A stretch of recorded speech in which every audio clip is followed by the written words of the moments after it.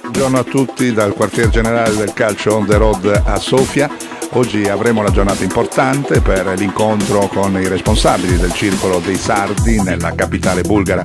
Un appuntamento davvero eccezionale sotto l'aspetto culturale che mi vedrà impegnato per questa stagione targata 2018-2019 anche in questo campo, dando così voce ai nostri cari amici sardi regionali che vivono lontani dalla nostra terra.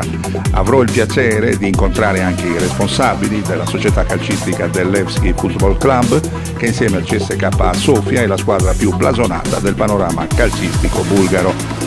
Avremo inoltre una grande sorpresa con un campionissimo degli anni 70, un giocatore simbolo del calcio internazionale di quegli anni, Boris Stankov. Seguiteci con grande attenzione con tutti i servizi del calcio on the road sulle pagine dei social network e su World Sardinia TV. Grazie a tutti per la cortese attenzione. Da Sofia la linea può tornare alla regia.